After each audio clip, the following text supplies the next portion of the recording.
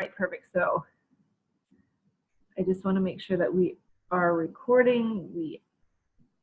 Yes, we are. Perfect. Welcome, everybody. Thank you. I see there's a few people trickling in as we start. There are two Kathryns here for today's webinar. This is the first. I very rarely meet Kathryns that spell their name the same, so it's exciting. So those of you, I'm sure from looking at the list, you know who I am, but for those of you who might be watching this on recording who don't know who I am, my name is Kathryn Connors. I'm the team lead with Adopt4Life, and we provide support, resources, and advocacy for those touched by adoption. That can be anyone from adoptive parents, foster to adopt, kinship, customary care, moral adoptions. I think I might be missing one. Anyone touched by adoption, I'll just put that blanketly. We provide supports too. And we have been talking with Kathryn and Key Assets for a few months now, just learning more about the organization, how you provide supports to families, and just really permanency and what permanency can look like. And really, as we're learning, the word permanency is constantly changing, and how families view permanency is changing. A major topic that is constantly happening on the Adopt4Life forums and within the Adopt4Life community is wondering about foster care, which is what prompted this webinar. So Kathryn, I don't want to take over because I could talk more about this, but I know we'll talk about exactly what we're hoping to achieve with this webinar. But we also want everyone to know that this is meant to be interactive. So please come with questions. If you have specific situations that you want to talk about, if you have a comment on the material, if you have any questions that isn't covered in this, please feel free to bring it. That's what the hopes of this is. We want this to be engaging. We want this to be useful information. Before we sort of get into the meat and potatoes, I just want to talk a little bit more about the tech stuff and how to ask questions. If there's a tech issue, how do you alert us? So as some of us have been doing, there is a chat panel. That's where we're able to chat back and forth to each other. If you have questions, comments to what we're talking about, you want to talk about some of your lived experiences, please feel free to have it in the chat channel. We do have a question and answer button, and what that is, that it gives you an opportunity to ask questions both anonymously as well as using your name. Please know that for the sake of this webinar and to support confidentiality and privacy, I will only use your first name. However, if you are asking questions about a specific child, we ask to use a pseudonym or just say a child. I don't know if you can hear that. My kids are running around upstairs. But just to be aware that your audience, who the audience will be, and that this is something that's going to be shared publicly. So if you do have questions about a specific child, just to be aware of that. So the question and answers, you can use that. If you prefer to use the chat channel to ask questions, absolutely fine as well. What my job as the host will be is I'm going to be maintaining the chat channels. So as Kathryn goes through the slides and does the presentation, if you have a question for her, please know that I will be seeing it and I will be making sure that she answers the questions, or I will when appropriate. Last thing is that if there is a tech issue, so as we learned when we first got on, there were some mic issues. If we are talking too fast, if you cannot hear us, if there's too much background noise, it's really important that you guys can hear us and that you're getting the information clearly. If you do have a problem with how the information is coming to you, please click the raise hand button. What the raise hand button will do, it's going to alert me. We'll get kind of a signal flashing on our own screens as the hosts. And what that will do is alert me to stop the webinar in its tracks to address the issue, because the last thing we want is to have information not get to you guys. So I think that's everything that I have to say. I'm just going to take over the host just so that I can change the slides. And Kathryn, I'm going to put it over to you. So thank you very much. Okay, hi everybody. I'm very excited to have the opportunity to talk to you a little bit today. So I am Kathryn Rock and I'm the Provincial Director with Key Assets. So to give you a little bit of information about Key Assets, we are a children's service provider that we're in 8 countries. And so it is a foster care business primarily, but depending on the jurisdiction, we do different work. So we may provide EAP programs, maybe we may do consultancy programs. There has been some work in the area of adoption, but we're really very much about, unique opportunities and what we can do to serve the community. So as the provincial director for Key Assets, I am the founding director, meaning that I started the company here in Ontario 9.5 years ago. So just to say, we're in Finland, Sweden, Australia, New Zealand, Ireland, Japan. So it's a fantastic organization. And so I'm very, very privileged to be a part of the organization. And so adoption has been something I'm very passionate about. I am an adoptee, so I was adopted within the first 3 months of my life through Toronto CAS. So this is definitely an area that I am very passionate about, as are a number of the staff in our organization. We have an adoption trainer, we have adoptive parents, we have other individuals that have been adopted. So it is something we have a lot of expertise about. My background in terms of work, I'm a child and youth worker. And so I've worked in children's mental health. I have run group care programs. I've worked in youth justice. And I also, prior to coming to Key Assets, I was a placement supervisor for one of the local children's aid societies in Ontario. And in that role, I was responsible for oversight of all the foster care placements and group care placements within the Children's Aid Society. I was in that role for 9 years. And so what it meant that I was responsible to go out and see other organizations and meet with them and review the work that they are doing. So I think that, one of the key things there is that I was able to see that there are some absolutely fantastic organizations out there. And for me, my joining this agency, I loved what I did, but it was a real opportunity to do something unique and different. And so, I'm really proud of what myself and our team have done in terms of creating Key Assets in Ontario. So next, really today it's about giving you some information about an alternative way of creating families. I think that, not everybody is wanting to foster, but I think it's really important for people to see that this is another way of creating family. And so at Key Assets, our purpose is to achieve positive and lasting outcomes for children and families. And that's something that we work very, very hard to do. It is about finding solutions for any kind of challenges, whether our customers need or whether our community needs. So for example, Key Assets came to Canada in early 2009. And part of that was because at the time, Newfoundland is actually where we started. And what was happening at the time, there weren't enough foster families, which we all know there's a shortage across Canada. And what happened is that some of those children were in hotels. And so that's where our organization, that was part of our organization coming to Canada, was because there was a need there. And then the founders of our company came and met with me at the Children's Aid Society to learn that, we were always interested in finding good quality organizations that had excellent recruitment processes and such with foster families. So just to give you a little sense, I think it's important for you to know that when I talk tonight, I'm going to be talking about foster carers. And so that's language that actually came out of the UK. In Canada and Ontario, primarily we often talk about parents. And we've adapted the language of carer within our organization because most of the families that come and work with us, they really do much more than just parent. We want our carers to be seen as professionals because they live with those children 24/7. They don't just, take kids to recreational appointments and things like that. They're involved in therapy appointments. They're involved in developing care plans for children. They liaise with birth families.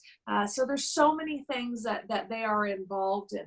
Then it's really important for us to be able to value that and see that. I think that, there was a time years ago when foster parents were just viewed as someone that was just, really kind, and you just needed to give kids a warm kind of, a warm hug, and just, that everything would be fine. And we know that our kids have experienced trauma.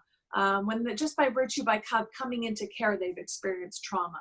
And I think it's really important that we all recognize that as what we're doing. So our carers do life story work, all those things. So in 2016, we actually had connected with Adopt Ontario, and we met with the ministry, and we proposed a foster to adopt model with them. And so at the time, they were very clear that there were no new monies. We were proposing a model where families that were looking to foster and then adopt, where they would continue to have supports, because I think that, from my perspective, that is one of the gaps in the system sometime. And I was saying to Kathryn earlier, is that I am learning that there are now some cuts that are happening with adoption subsidies, which is really concerning to me, because the families that want to care for children long-term, children with special needs, children that may have, developmental issues or mental health or trauma, that they need the extra support sometimes.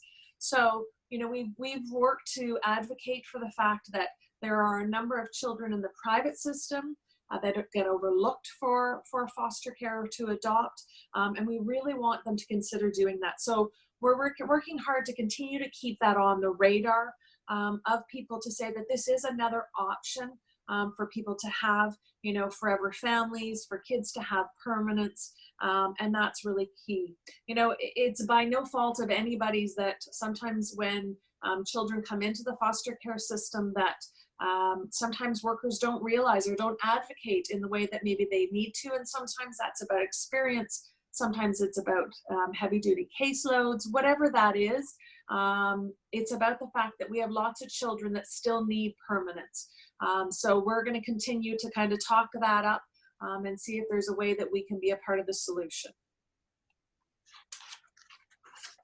So here, the myth. So a lot of people get really scared or worried about, the private foster care system, and what does that mean? And of course, the myth really is that they're really tough kids, and they're mostly teenagers that come into private foster care. So as a past placement supervisor, I can say with confidence that that isn't necessarily the reason why children are put in the private system. It can happen for all kinds of reasons. I think we're in a great position now where we do really look at the individualized needs of that child. And so that may mean that we need a specific cultural match for a child. It may be about religious matching. It may be about keeping a child in their own school community. There's a whole range of reasons why a Children's Aid Society would look external to them. Obviously, they want to keep kids internal because the costs to them are less. And when they place in an external resource, they don't get the same funding. And I think for some CASs, they also feel that they may not have as much control over the placement, because again, there's good and bad in everything. And so when you are working with an external agency, they may not feel like they have the same control. I see there's a question. Yes, there is. So where does Key Assets operate from? So where do you place children? Where do we place children? So our offices are based in Mississauga. And so we have families, we have an office in London now as well. So we would support, we're really clear for us is that we need to support families in a way that is going to be helpful for them. And if there's a crisis or something goes on, we need to get to them within a reasonable amount of time. So we have an office in Mississauga and an office in London. So we would go as far as kind of, all close to Windsor. We've gone as far as Port Hope and Barrie. So that's typically our range. And again, so there are lots of private agencies out there that do fostering. I think it's really, and we'll talk about that as we go through, it's really about doing your homework and making sure you ask the right questions. Because some agencies specialize. So some agencies will say, we only work with children that are diagnosed with FASD. or we only work with medically fragile children. Every private agency does something different. So from a CAS perspective, when I was looking to place a child, sometimes I would put out, 5, 6, 7 calls to different agencies to see who had the best match. And so that's the neat part about the system now. It's not just about finding a bed for a child, it is about finding the best match for a child. So again, there's not enough foster families out there, and so they're always looking for the best match. So the kids that do come to us, there's a whole range of needs, but it doesn't mean that they're really, really tough kids. We have had infants. We have a whole range of things. I think that's the biggest feedback that I have seen with people who are looking into getting to fostering, is that the biggest fear is, well, if we go private, then they're going to be the hardest kids. Yeah. The CAS couldn't handle them type of, that seems to be sort of the biggest myth out there, but it's great to know that that's only a fraction of the reality, right? And I'm not going to lie and say that we don't get tough kids, but I think that it's all about perspective. And depending on the matching of kids with foster families, depending on the experience of the foster family, in every family, parents, they handle things differently. One thing that rolls off one parent's back, the other parent reacts to. And sometimes the training that you have makes a big difference as well. So it's not always about the child, the reason that they've had placement breakdowns. And we have to remember that these are kids. These are children that, a breakdown can happen for all kinds of reasons. And it's not necessarily their fault or because of their behavior. Their behavior happens for a reason. And so when Children's Aids call us as a private agency, they'll give us the whole list of what's happened in the child's experience. And we have to kind of listen to that and understand and dissect that. What happened? Why did that happen? And that's why we talk a lot with our team about being really careful about what you document and how you frame things about children. Labels are really not helpful. If you can give detail about what's happened in a certain situation, then it sometimes helps to kind of clarify and understand what happened. Absolutely. So I think we'll go to the next slide, Kathryn. So I just wanted to give you a sense about some of the differences between fostering for a private agency and fostering for a CS. There are pros and cons to both. And this is where it's helpful for people to have as much information as possible to make their own decision. So, if you are considering to adopt a child, some of the pros I would say for the private sector is that there is a lot of training that goes on, and we really focus on kind of trying to specialize that work to whatever the child's needs are and the family's needs are. We have the luxury, and I very much say it is a luxury, to just do, that's our primary business, is foster care. So when you work for a Children's Aid Society, you're doing, adoption, you're doing foster care, you're doing child protection. There are so many things that you are working through that it can be a challenge at times to really focus on that. So that I would say is one of the pros for being with a private agency. I think another of the pros, again, and you can do this with CAS or with a private agency, is the opportunity to parent.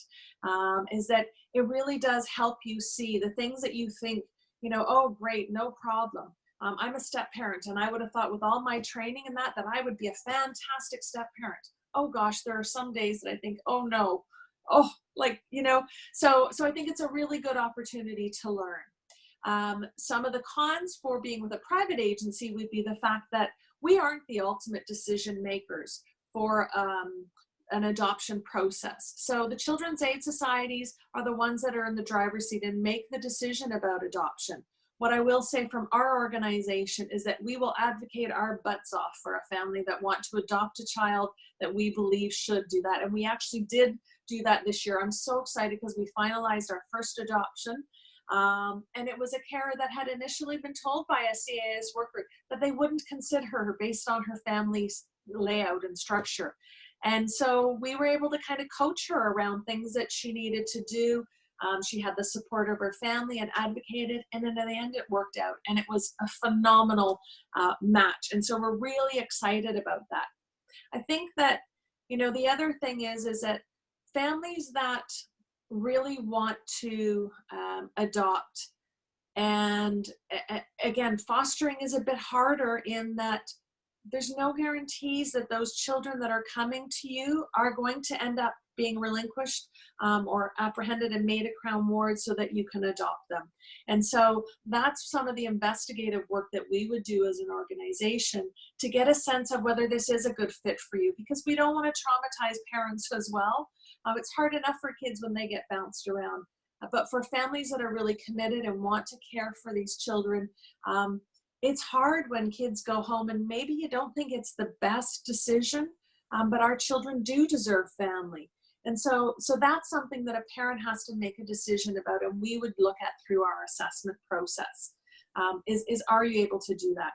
I think the other thing would be is that from a financial perspective, it is a very expensive process for a private agency to approve a caregiver that wants to foster. And so if you were to join, say, our organization and you adopted within a year of fostering, then financially it is a real challenge for us because we haven't recouped the costs of we've had to lay out for an assessment. So I think that, again, that's just something for you to be aware of in terms of if you are approaching an agency and saying, well, I want to do foster to adopt. As a private agency, they may say, well, what does that look like for you? Because when you adopt, that typically what it means is that you can't foster for a period of time. So it may be a year that they say, we want to make sure that things are settled in your home, and the priority needs to be that child who is adopted. If you have a second child in the home during that period of time, because our agency, we only put 1 or 2 children in a home. We don't put 4 kids in a home. If they're a large sibling group, then absolutely we'll keep them together. But so if there's already other children there, then those kids can stay, but any new placements wouldn't be allowed. So again, those are the kinds of questions that a private agency is going to want to know, to say, well, once you adopt, are you going to continue to foster afterward? Is that something to do? Or if you're just looking purely to foster, to adopt, then I would say primarily the CAS may be a better route for you. Yeah, and we're finding too that a lot of CASs seem to be going that route. So depending on where you are regionally, your children's aid might actually only do foster to adopt. Right. And there seems to be a bit of a shift, is that all 3 of my children were through foster to adopt, and I can attest that it was a very overwhelming process. I went into adoption for adoption, fell in love with a little girl who is still caught up in the Crown Wardship and in appeals. And I mean, we were lucky. We were able to adopt our children, but that's not always the case for a lot of families. And I think a big part of that too is that no matter where in the adoption, where in permanency you're looking to go, is just making sure that you have that support for yourself. Because as Kathryn said, children can go back to homes that you might not think is the best, or you might have your heart invested in the hopes that this will return to adoption, and it doesn't always happen that way. So just knowing that there's risks involved with anything in there. Even with adoptions, there's failed matches, and there's risk no matter what, right? Yeah, and I would say as an adoptee, that's, that to me is so important. And that's another reason for me why as a private agency, I know that, at least from our organization, is that if the little girl that's just been adopted, if 2-3 years down the road that there's problems and she needs supports, we're going to do everything we can to advocate for that family, for that child, around different resources. We've had another young man who went on to an adoptive situation, and there were some challenges, and we were asked to re-engage, and that's stuff that we will do because, again, we're really passionate about, you know, making that work. And even though our kids are onto adoption, they're always going to be connected to us as an organization. So those are the kinds of questions that, you know, you may want to ask an organization. And that was, again, why we wanted to do the Foster to Adopt, because we thought, you know, the support network that we wrap around caregivers when they're fostering, we could continue to do that in an adoptive manner as well, so that families still had that support. Because I think that's one of the biggest fears of, oh my gosh, all of a sudden I have this child, now what do I do? You know, what if It's there's available? Yeah. there's a problem, where do I go? Who's going to be there for me? And that's the thing, is that there's almost like that honeymoon period that you kind of hear, and then 1 to 2 years later, the cute 2-year-old is no longer a cute 2-year-old. Exactly. And then where do you get the support? So I think doing your research ahead of time, no matter no matter where in the adoption or foster care realm you go into, it's so important to do your research and make sure that you know what's available and who do you ask for help, right? Absolutely. Okay, so the foster children profile. So just to give you a sense, the children that we get called for, 0 to 18-year-olds, sometimes we get healthy, well infants, and all the way up till teens. Now, we often get, I think the majority of the children we get calls for are often kind of 7, 8, 9, up until 16. There are a lot of teenagers in the system right now that are looking for homes. But I also know that sometimes there are not enough foster homes for healthy, well infants. And so that's a challenge. We have one family that actually was fostering an infant, and then that infant went home, and the family decided they were going to continue to provide support for that birth family. And in the end, about 6 months later, the family contacted them and said they wanted them to adopt that child. And so that was also another really kind of neat, unique situation. So the kids that come to our care, some of them are first time entering care, and some of them have a history of placement breakdowns. And again, you know, we're really clear that placement breakdowns does not mean that there's something wrong with that child. It means that, you know, the system, that the staff, the carers, the organization, we may not have supported them in the way that they need to be, or we may not have understood their needs. So some children have learning or developmental challenges. Sometimes it's, you know, mental health within a family, and a child just can't be safely cared for. We've had a situation where a mom was very ill, and she only had aging parents and nobody to look after the kids. And so those kids came into our care.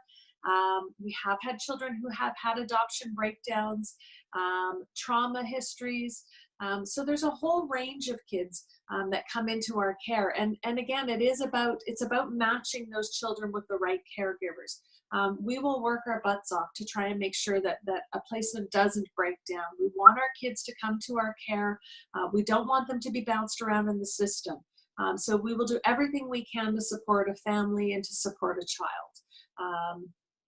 Yeah, the impact of placement breakdowns are really significant on everybody. You know, we have now at our organization, we have care ambassadors and mentors. So new families coming on board, we've connected them with another caregiver, someone who has more experience, so that, you know, sometimes people don't want to call the agency. Sometimes they just want to talk to somebody that has a similar experience. So much like the network, it sounds like that Adopt4Life has set up.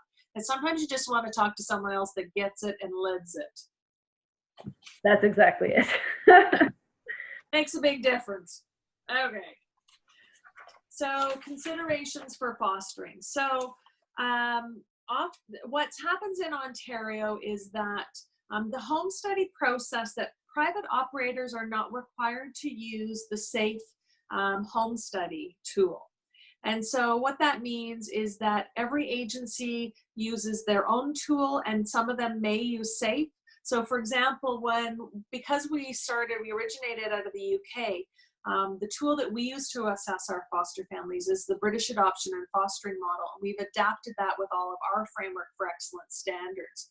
So what it means is that a family that may be assessed through our agency to foster, if they were looking to adopt a child, then they may have to go through the Children's Aid to now do Pride training, and the Safe Home Study. And that's what happened for the caregivers that we've had that have looked into adoption. It just means that you have to go through that process again. And if you're going to be adopting, we would be looking at whether we would be sharing the assessment with the CAS as well. We've also had the question about if someone already has a home study that's done. If you were to come to us with an already completed home study, then what we would do is that we would use that study and we would build on it, just to look at, again, the key things that our organization would want to ensure to be able to care for the kids that we care for. So I think, the impact of fostering not leading to adoption, we've talked a little bit about that.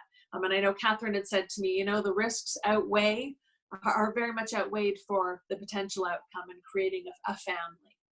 So, we'll assess whether or not can a family emotionally sustain. So we've had families that have come to us and that, their own family, they have not been able to have children themselves. And so it's looking at, what is the best fit? And again, so we have some very experienced assessors that go out and meet with the families. So we're really assessing that as we go along. And I talked about, post-adoption as well. So, and again, that's whether you foster for a children's aid society or a private agency, that usually after you adopt, there's about a year waiting period before you can go back to fostering. So, again, we all need to, if adoptions happen, we want to make sure that they're stable and they're secure and all the supports are there for the child that's been adopted. So we do have a question. Yes. If we have privately paid for our own Pride training in SAFE, there are costs for us to do an update for your assessment? No, not at all. No, because that's something that would be at the cost of our organization. So, and again, if you've paid for a private assessment and you're willing to share that with us, really, I think, we would want people to attend our training. We have had a number of people that have come to our training that have fostered with other agencies. And we're very upfront and honest in our training about some of the challenges that, fostering is not easy. I wish I could say that it's all, flowers and roses and whatnot, but it's not. There's real challenges to it. And so through our training, we do 2 days of thorough training to help people understand what that's all about. And often we do that even before we have a family go to assessment, because it gives you a chance to get a sense of us as well. It lets you know what our organization is all about, how we communicate with people, what our expectations are as well. So once you've done that, then we would look at having an assessor come in and do kind of the key pieces that we would want you to be involved in with our organization. We also do therapeutic crisis intervention training with all of our new foster families. So we would want you to attend that because it's very extensive training that helps families to be able to communicate with the child and avoid, verbal confrontations and manage conflict on all of that. So I'll talk about it a little bit more about some more of the training in that we do. But no, there is no cost to someone to come to a fostering agency to be assessed as a caregiver. But I think, as I say, the key piece is, though, is that if you are wanting to adopt, if you have a child in your care that is eligible for adoption and you put forth yourself to adopt, then it would just mean that you would have to go through the process with the CAS to update under the Safe Home Study. But our home study typically covers all of those things. So it's usually an expedited process. We've been told by all the children's aid societies that our assessments are very, very thorough. And so there's no concerns about that. Okay, did that answer the question then? I think so. Well, here's back if not. Okay. Oh. So qualities of foster parent. This was something that Kathryn had said that I really should add in here to make sure that we talk about that. I think that when you're looking at whether or not you are wanting to foster, whether it's purely to foster, and if it happens, then great that you end up adopting. But it is really important that you investigate with the agency and get a sense of who they are. Everybody will have a very different process that they will go through, but you want to make sure that people are upfront with you and above board and that you're confident that they're answering your questions.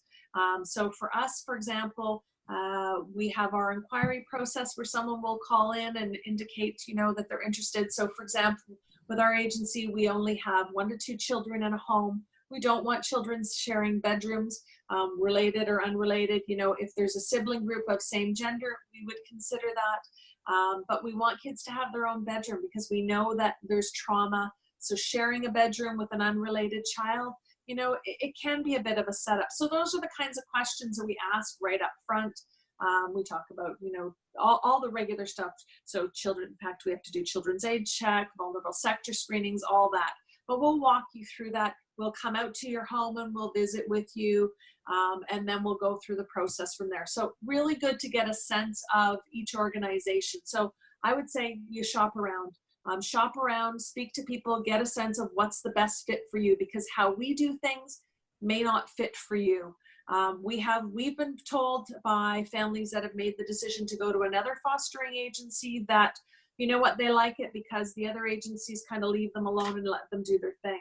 Whereas we like to be really involved because we want to know that you're supported and we don't want our kids to break down in placements.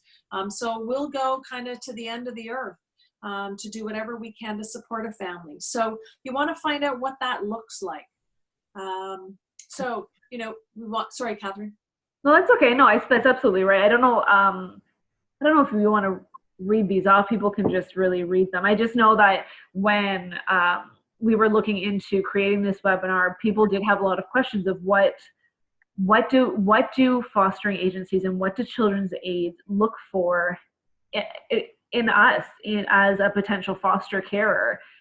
What skills should we have? And so this was a list that we found that Heather Richardson, who we'll introduce a little bit later on, yeah, who has right, many years experience in the foster care field as well, has kind of compiled this information that we thought that was really important. And when I was first reviewing this sort of list, I realized that above and beyond everything is that having an organization that will provide that training and know that it's going to be a learning experience and that there's going to be huge adjustments. And I remember when our daughter first moved home, and trust me, I read all the books, and my background is social work, and I knew how to fill out the paperwork and the medical forms. And then she came home and I was completely overwhelmed. And it's a huge part of it is, it says right there, the strong communication skills. I think a huge part is being a foster parent, or in my case, a foster to adopt parent, is knowing when to say, you might be in over your head, to say, I might need those more resources, or I'm struggling, what training can I get? And I think just being open and honest has been, my personal experience, has been the biggest, absolutely, the biggest piece of it. I would agree with you 100%, because if we don't, if as an agency that's supporting you, if we don't know what's really going on in your home and that you're struggling, then it makes it really hard to know what we can do to support you. So communication is key. Nobody's looking for perfect families. I'm sorry, they don't exist. You know what? Every family is unique. Every family has their own experience, and every family is going to be, a fit for some unique child. So I think those are the kinds of things that transparency, confidence, being open and asking for help, because, it doesn't come naturally, for everybody to parent. Some parents are better than others. You have different skill sets. So all that is really, really important, Kathryn. I think that's good feedback. Excuse me. I think a big part of it too is that there is a big fear that by saying that you're struggling means that you shouldn't be caring for children, or that these children are going to be removed. And I think it's almost the opposite. It's the parents who pretend that everything is okay, who end up in the crisis, who end up without the resources, that's when you see the higher rate of disruption. So I know that when we had first considered fostering, although that wasn't even in our realm or our world at the time, the biggest advice that was given to me was that it's okay to say you're struggling, and if anything, that actually makes you a stronger carer, because you're showing that you need the help and that it's not going to get to that crisis point. Yeah. Yeah, nobody teaches you how to be a parent. You know, you have to go to driver's education and all those kinds of things. You know, we just expect that people are going to know how to be good parents, and it's hard. It's way harder than you expect. Even as you say, Kathryn, you're a social worker, I'm a child and youth worker. We've done these things, but then you get into it and you're like, oh my gosh. Yep. Do as I say, not as I do. Like, you know, reality is we have these conversations at work and sometimes, and we say like, I can't believe, you know, like if someone could see the way things that I say, like it's not easy. There's no easy answer. Yeah. But you know, the more we know, the better we're able to support. And I think part of the challenge sometimes is people feel like they're living in a fishbowl, because you are, you know, in some ways you're under a microscope. And so this is one of the ways that I've always described it to people, to say that if you foster for our organization, essentially we're like, you know, if you're a movie star, we're your agent. So we're the ones that need to know what you do well with, where you struggle, what are your needs. So it's important for you to tell us, because then we can then match up a child. It's a lot easier for us to do that when we really understand what your skills and your experiences are, what you struggle with, what you don't struggle with, what you do, what's second nature, all those things. So let us advocate for you and make those matching. You know, our staff have years and years of experience in matching children with families, but if we don't really have a sense of who you are, then we're going to have a really hard time matching. I think that's what happened, is everybody can be on their best behavior for an assessment, you know, come in and, oh, this is who we are and this is what we do, and, you know, and all those things. But then if the two don't really mesh, you know, if you're not open and honest about it, then the placement matching may flop, because we don't have a really good sense. So, you know what, be yourself. You're going to be a great fit for somebody. Absolutely. Okay. So yeah, lots more qualities. I just squeezed in as much as possible, and the font just kept getting smaller. So I was like, I'm just going to leave this, because I think it just gives a general idea of, and I think this would actually be, it could be applied to adoptive families too, but I think that it's just important, because I know that it was a big question that a lot of families have. You know what, as we say, I think the communication, being open to, and I think being open to learning is huge. It really is. And using the network of people that you have available to you. So much like the Adopt4Life network, being able to talk to people makes a big difference. Absolutely. Okay, so we'll keep going. So I guess really, so how to you, again, it's not a fit for everybody, but how do you envision your family? Family happens in all kinds of unique ways. I think about one of my most amazing, wonderful foster parents that I worked with years ago, and she did emergency receiving foster care, had lots and lots of kids that came in and out. And, you know, even though you may only have a foster child for a short period of time, you can't underestimate the impact that you have on that child. She had a young lady for a few months, and years later she called her back and said, I just wanted to let you know that I had a baby, and I had a baby girl, and I named her after you. And I think, you know, that's the kind of thing that people really underestimate, the impact that they have on children. So although, you know, in the end, a foster child may go back to their home or may still have connection with family, they often come back.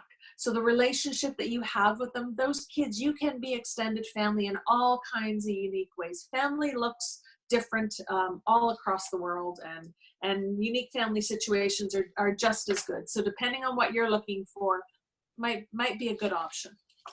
I know that there is a lot of families, when they've learned that we did foster to adopt, the biggest thing is, how did you deal with your own fear of that child leaving? Mm-hmm. And the one thing that really helped my husband and I get through this and really solidified our decision was just knowing that for that time and place, we were this child's carers, their parents.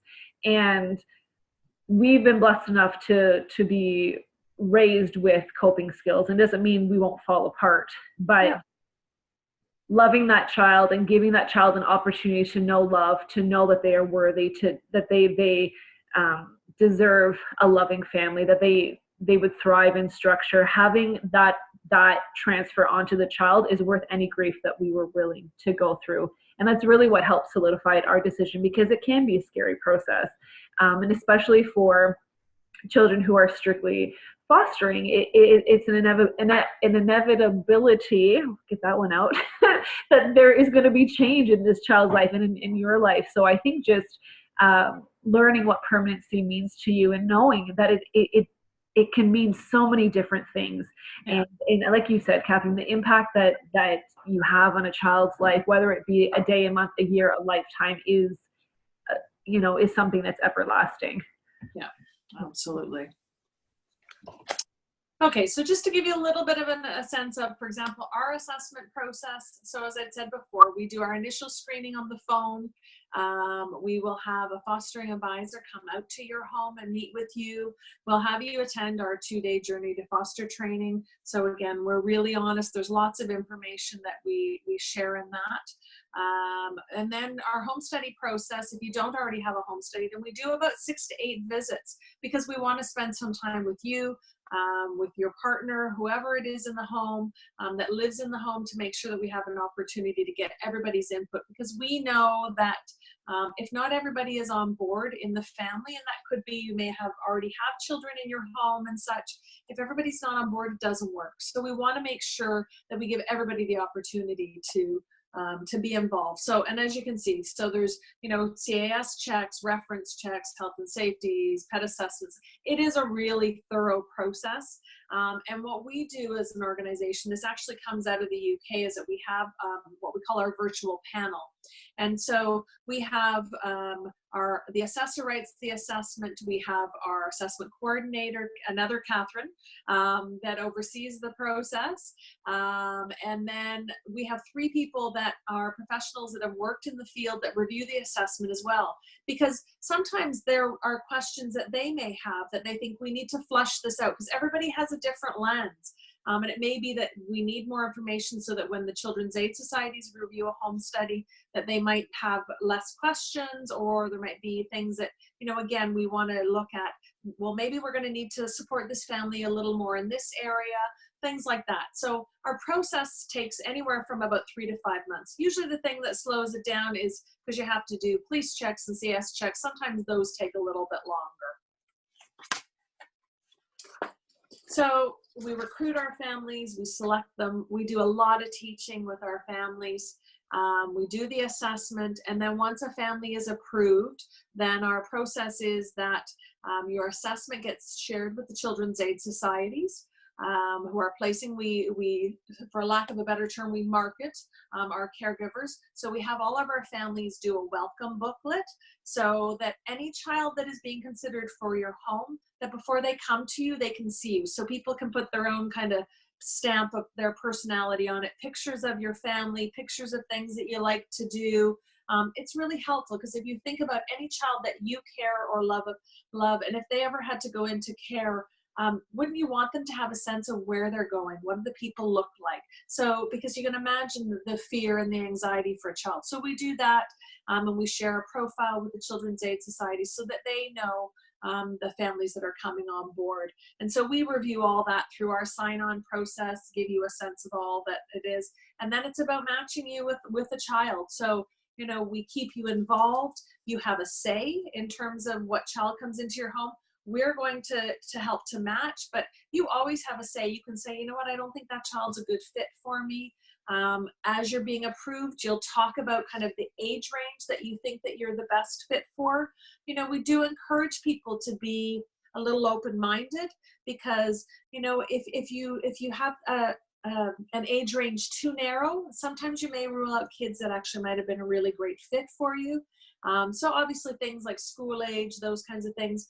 For us as an organization, we want one caregiver to be home full-time or to be available full-time, because we know that things happen at school, kids get kicked out of school. We want to make sure that there's someone available for that child. So the matching process, as I say, people have lots of input into that.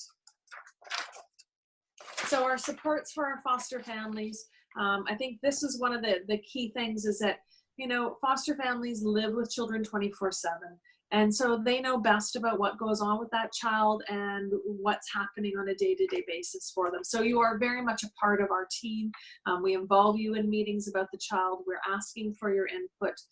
There's lots and lots of support that goes on. We do respite for our caregivers. So we offer 21 days respite for our families. And again, not everybody wants to, sorry, I can see a little face poking around saying hello. Sorry about that. He's just a little curious to what I'm doing. So yes, our carers get respite. So 21 days that carers can take to have a little bit of a break, because we know sometimes kids need a break, sometimes family needs a break. And if you already have children in your home, sometimes it's really hard for them to cope as well. So we'll do things to support children already in the home as well. We have educational liaisons that help to advocate for children and getting them into school. We have our ambassadors and our mentors. So we really try and keep people involved. We have a foster support worker that's assigned to you. They come out at least once a month to meet with you. We have support or reflection groups, child and youth workers that come out and support the kids. So there's no lack of supports by any means.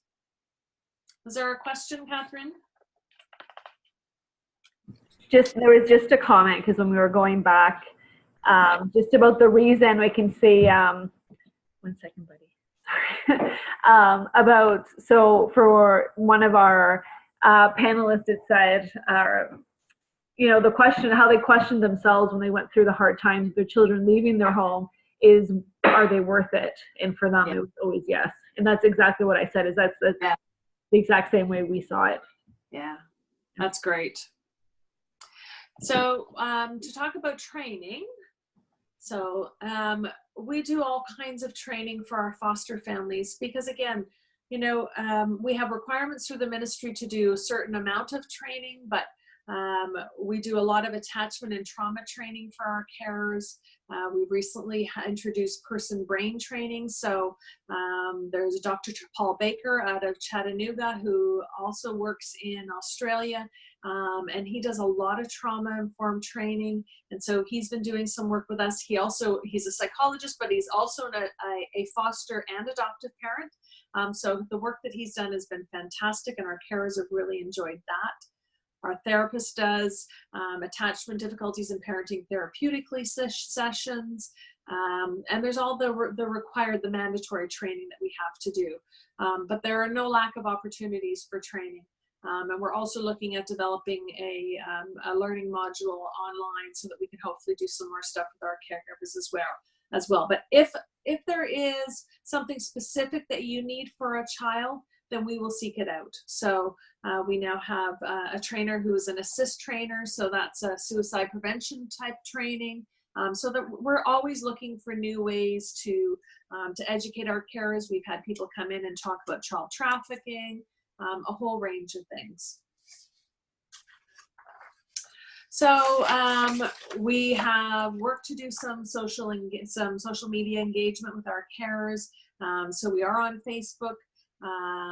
We've done a little bit of Instagram, Twitter, things like that to recruit families, but I would really suggest that you look at some of the posts that we have on Pinterest.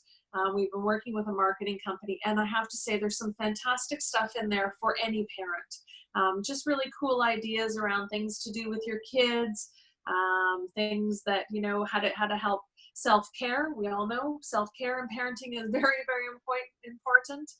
So there's all kinds of really cool tools on there that you'll find that you may enjoy.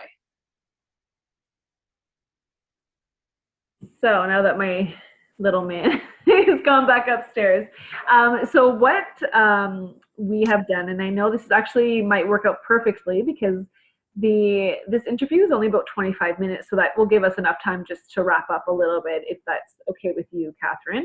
Sure. So we're gonna play this video. This is an interview that I did with Heather Richardson. She's a regional parent liaison with Adopt4Life, but she also has been in the foster care world for many years.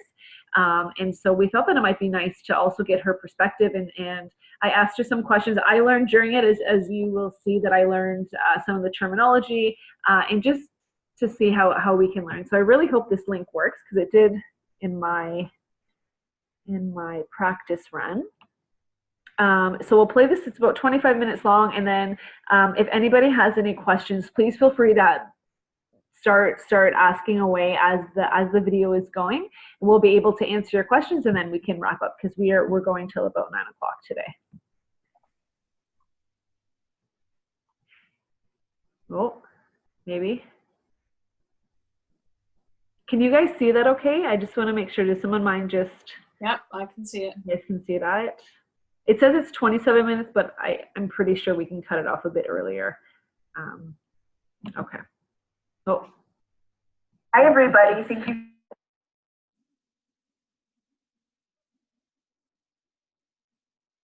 Kathryn, I've lost the volume. Is regional parent liaison here in the Waterloo region.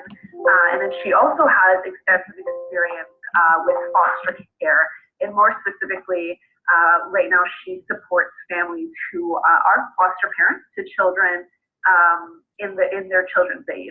Does that sound good? Is that a good description? Okay, perfect. So what we were hoping to do is I've compiled a few questions, and we're hoping just to do a short interview to be able to answer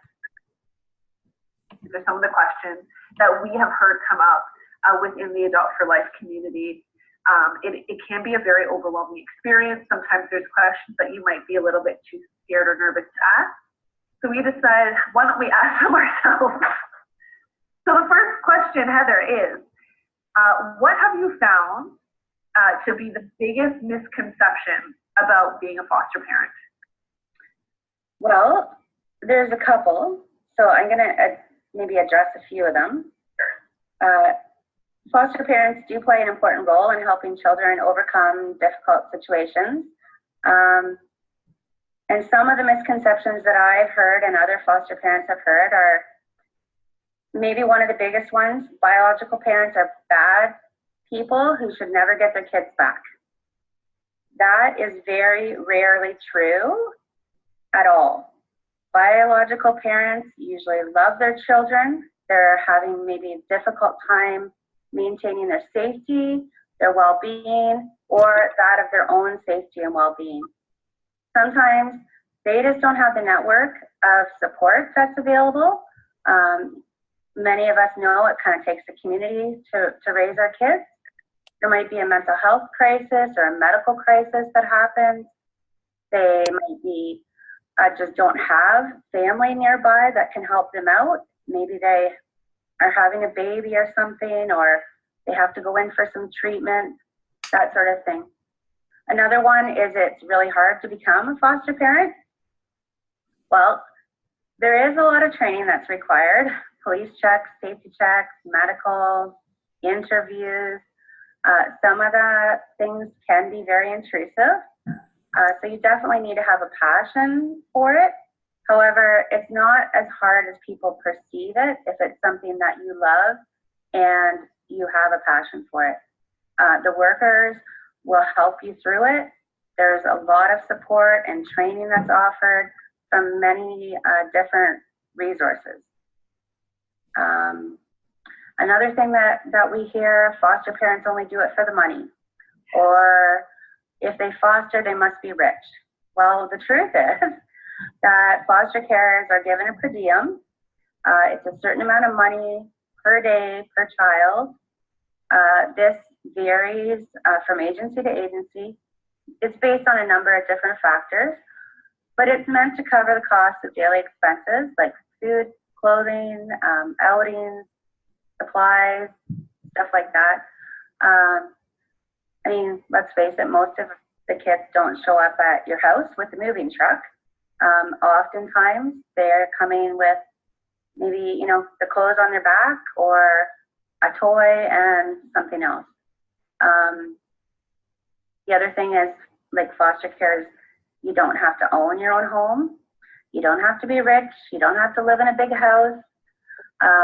You do, however, need to be able to support those in your home without counting on the per diem.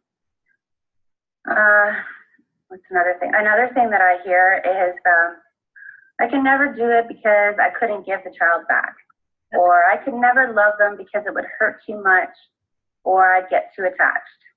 Have you heard that? Often. Yeah, me too. So this is kind of one of the biggest things for many children, though, is learning to attach, experiencing healing, love, nurturing home. Like the whole attachment and safety piece is huge. Foster families don't do it for themselves; they do it for the kids. Foster care does require, I guess you'd call it like a selfless love. And yeah, it can very well break your heart. But when you think of what you're providing for that child, it's more than worth it. So I don't know, there's a really good article out there by Jason Johnson, which I'll give you a link. You can let me know. Yeah, I'll put that in the webinar when we send it out. Okay, yeah, it's called Choosing to Love a Child Who Might Leave. So yeah, I mean, we want to attach to these children. We want to give them a foundation, love them, care for them. It is hard to say goodbye. However, you know that you gave them that foundation, right? You've given them a base. You've helped them kind of get set up for success. You've given them tools that they can use throughout their life and so much more. It is a lot of commitment. It's not easy. You do need to grieve. And you get very good at going through that grief process. Yeah, you need to be able to love, and you need to know that you've left footprints on their heart, and they leave them on yours too. That's a great way to put that. Thank you. You're welcome. I think the next question actually ties really, really greatly into what you've been talking about, is support. So, I mean, I know that every agency is different, and for this webinar, we are focusing on both public and private, so that it may differ as well. But generally, are you able to talk about the types of support? Are there supports? Is there training? Like, what, as a foster parent, what can you expect to receive for support? Of course. So for the public system, there's a lot of things in place, actually. Number one is a resource worker or a resource team. There are usually support groups for foster parents. There's the Foster Parent Society of Ontario, which holds a conference every year. They provide services and advocacy and all kinds of things for foster parents. Legal support. Most foster parents will belong to something that's called the United Foster Parents of Canada Corporation. And you can get like legal consults and things like that. There's a number of online Facebook groups that are closed, which is really nice to have. You know, you can just get feedback from other foster parents. If you're having a rough time and looking for, you know, some suggestions, you can post on there. There's most agencies, there'll be a foster parent or foster family association.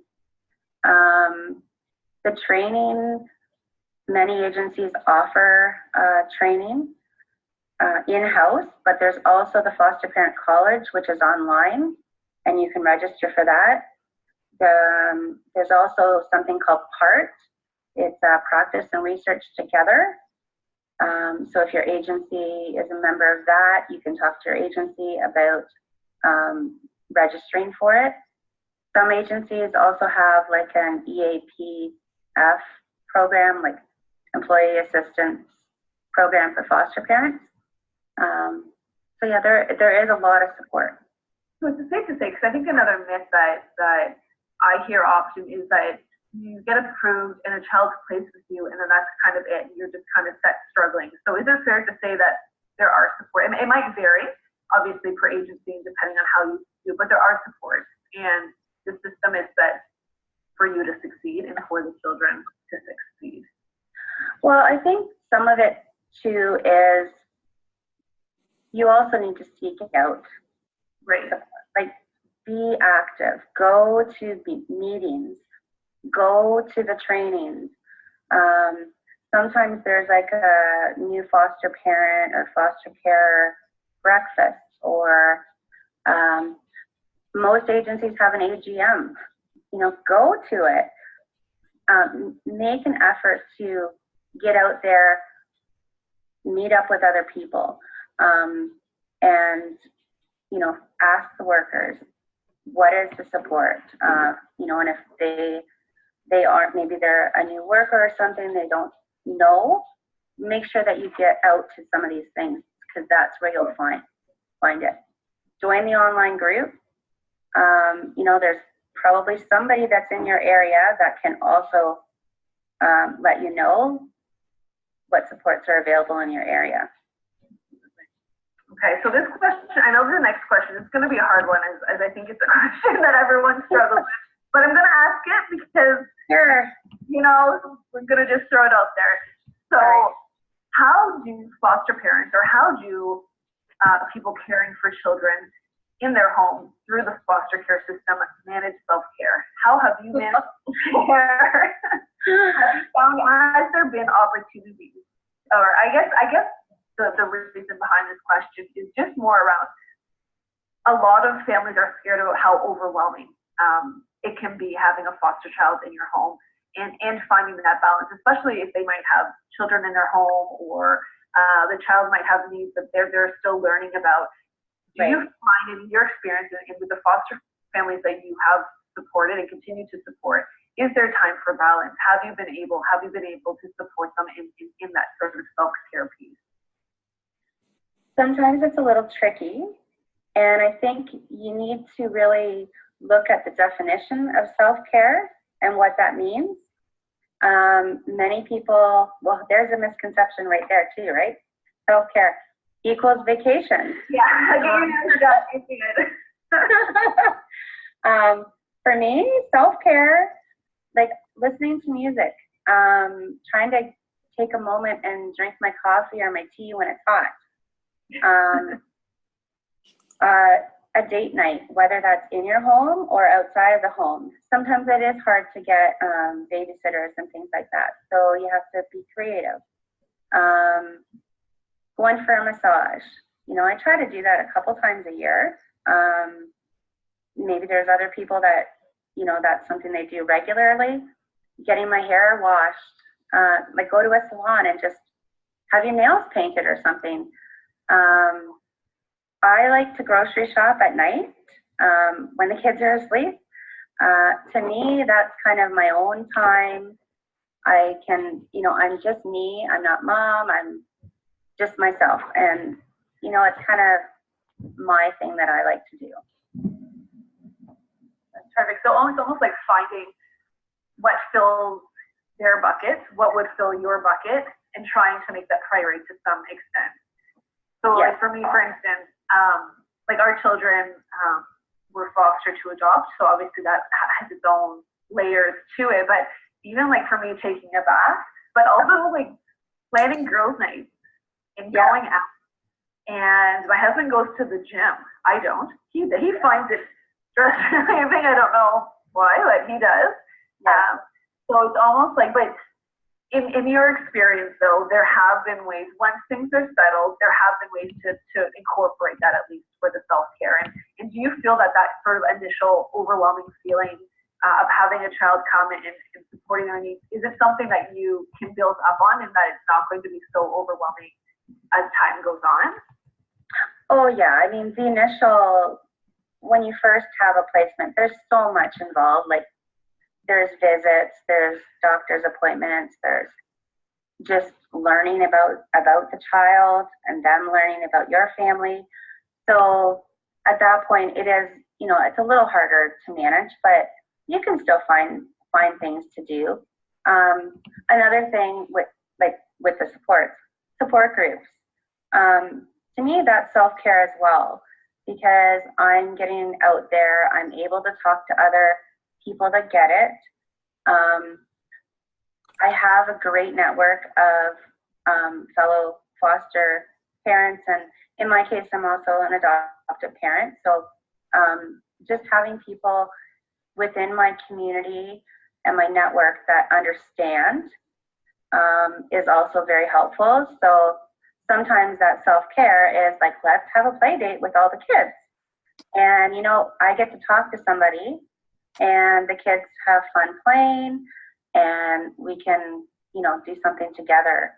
It's like a win-win. So you get Yeah. some time and the kids get some time. And I guess if there's behavioral challenges, you don't need to worry about being embarrassed or overwhelmed because everybody gets it. Right? They get it. Yeah. It's actually relaxing, you know. That's a great advice. That's perfect. So I'm wondering, so I know there's still a few minutes left, but we do have a few questions coming in. So I'm wondering if everyone is okay. And it's really strange to see myself, to hear myself talking. So I'm wondering if everyone is okay. What I'd like to do, just because I want to make sure that we're getting to the questions and that people have an opportunity to continue to ask questions. What I'd like to do is stop the video, and what I do is afterwards I send a copy of our live webinar, this webinar now, out to everybody, but I'll also send the link to this interview, because I do have a lot more questions that I asked Heather that I think is really useful. And so I'd like to be able to still get the information out, but I also want to be conscious of time, and I want to make sure that people are getting as much out of this video as we can. So if everyone's okay with that, I'm just going to switch back to the questions. Sounds good. Okay, perfect. 1 second, buddy. I have a little visitor, so just 1 second. So I can read the question, Kathryn. I can see it. Perfect. Okay, so nowadays with the cost of living being so high, how do you successfully foster when both parents likely need to work? So the per diem is also a question you should be asking about if you're considering fostering. So, and again, some organizations are okay with both parents working. Some organizations request that someone stays home. So for example, you'll see on our website that for our caregivers that we provide a per diem of $77.25 a day for a caregiver who is looking to foster. And so that's about $2,300 a month. And that should hopefully help make a difference in terms of being able to care for that child and allow for a parent to be home full time.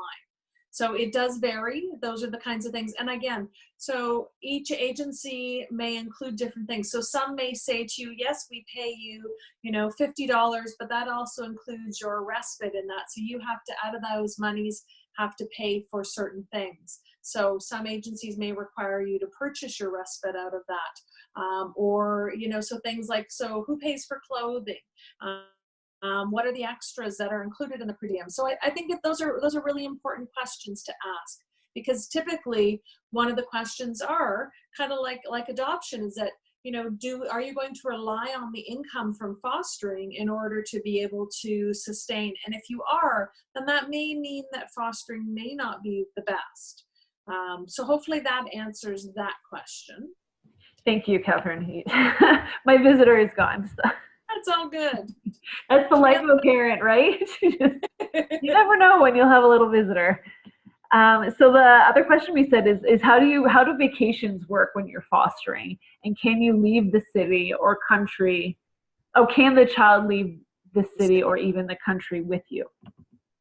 So that really depends on the individual child. Again, everybody and everyone is different.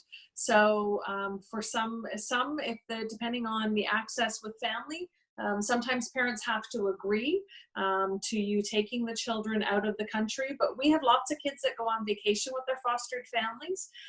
It happens occasionally where kids can't go because whether parents don't agree on it or we don't have the proper documentation or things like that.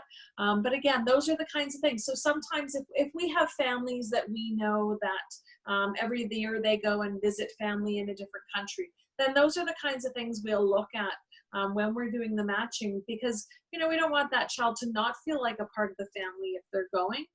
So those are things that we will look at as well. Absolutely. Is there any other questions? I do just want to, I think the next slide is it. Do want to just let families know that and for some reason when I did the slides, your logo came up, so I apologize, Kathryn. I didn't know how to change it. I hope it's not confusing. Kiasa, we're different organizations, although we are very happy and honored to be collaborating as much as possible. So although Adopt4Life doesn't specifically support fostering, or families who are just fostering, we do want to let you know that there are resources available for you as well. So if you are a foster parent or considering to be a foster parent, please know that you are able to join the Adopt4Life community. You would be able to get access to our monthly newsletters, weekly blogs. If you want to contribute to blogs, it's something we're open to as well. We do have awareness campaigns that we try and provide as much information and education as around as well, and the parent education, such as webinars like this. So if you are a foster parent or considering to be a foster parent, please know that we do try and support everyone touched by those in care. So we want to make sure that that also extends out to foster families. Are there any other questions or anything that you felt that wasn't addressed that we can kind of quickly talk about in the next 10 or 15 minutes? I just want to make sure that everybody's getting out what they wanted. This is such a big topic. I know we could have probably did a 3-part webinar series on fostering. But I just want to make sure that that all of your questions are being asked. Yeah, I think while we see if anybody else has any more questions. I think that the key thing for people to know is that there are fantastic agencies and there are maybe not so fantastic agencies, but you have to see what the fit is for you, and to determine whether or not, you think that organization is one that's going to be able to support you, because there are some great organizations out there. And again, same with Children's Aid Society. It may fit for you that fostering with CS is what you want. It all kind of depends on your perspective. Can you share some other great private organizations that you know of? East of Toronto. So east as in, what area would that be? Where would you like look? Richmond Hill, east of Toronto? Yeah, I'm too bad with geography. Kingston, it's not even close to Richmond Hill. Kingston, my goodness. I don't know. Well, maybe we'll have to venture out to Kingston at some point. We have considered that. Off the top of my head, I don't know a ton of organizations out that way. You could check out Broken Arrow, that they do foster care out that into the world. What's Quinty Family Homes? This is like a pop quiz. Unfortunately, I don't know any. Annie's Haven. I think they deal with more medically fragile children. Yeah, those are some that I know. I know there's not as many private agencies, I would say, as you get farther out east. If I think of any other ones, I can always share with Kathryn as well. Yeah, I'm able to get in contact with her. Yeah, and there is an organization there's a couple of organizations that support private agencies. Those awardee, the Ontario Association of Residences Treating Youth, OARTY.net, I think it is, and you'll see on there that they'll have a list of some of their member organizations. There's also ORCA, the Ontario Association Residential Care. I think they may have some information as well. Ottawa area, I see there's another one. Ottawa, I know that the Children's Aid Society in Ottawa does a lot of their own foster care. I know there are not as many private operators in Ottawa because we have had conversations with them. They do a lot of their own recruitment. So if I think of any, I'll let you know as well. And for Ottawa as well, I can always ask our parent liaisons who are in Ottawa, because they might have some suggestions as well. Yeah. It was a pop quiz for you. You did really well. I think, again, because I worked at the Children's Aid Society for so long, and this was kind of what I oversaw, that it's, but again, I think if you check out the awardee, and if you Google foster care in your area, that often different agencies will come up, will pop up, and so you'll be able to get a sense of them. But yeah, call and ask lots of questions. What I'll do too is I'll see if there's almost like a listserv of like Ontario wide, like there's a list of them across Ontario, and I'll ask Heather, because she might actually know that as well. And if this does exist, if this kind of like go-to list exists, I'm going to include it in. I'm not aware of one, Kathryn, because the ministry does license all of the organizations that provide foster care, but I've never seen a list. Okay. So, well, if it exists, I will find it. And if not, yeah, feel free to message me personally, just because I know many people have whether it's through social media or my email, right. Adopt4Life. Feel free to email me, and I can see if I can follow up on your behalf as well. Yeah, and we'll continue to grow and expand. So at some point, we'll be in Kingston, we'll be in Ottawa. Who knows? It'll take some time, but we're working toward it. That's awesome. Is there any last questions before we wrap? Oh, I see one popping up. Okay. Do you think if the system was better, there would be a need for private foster care? So we've been questioning public versus private over public. And philosophically, we aren't sure if private foster care would always be needed if the system was better, which she's identifying that this is a hard question. You know what? It is a hard question. But I think, the private system happened because there was a need. The private system developed because there weren't enough foster families there. And again, I think, the public system, again, the children's aid societies are required to do a lot of things. They're required to wear a lot of the hats. So, if you want to become really good at something, then you do it the most. And so they have so many things that they do. So I do really think there is a benefit to the private system. And again, the other thing is that, just because they're a private agency, there are for-profits, there's not-for-profits. And just to kind of clarify some of the, our organization in some jurisdictions were for-profit and some are not-for-profit. One of the things that people need to understand is that children's aid societies get funding in advance of providing a service. So every year they have a budget and they get money from the government. For a private agency, the only time you get funding is if you have a placement. So in our case, we get paid in arrears. So we recruit all the foster families in advance. We place the children in advance, and we get paid, at the end of the month, we get paid kind of 15 days. So we've already provided 45 days of service without getting paid. So you have to have some type of a cushion. And again, depending on the organization. So for us, we do a lot of reinvestment in our programs and services and our kids, doing all kinds of things. So we do independence groups for our kids.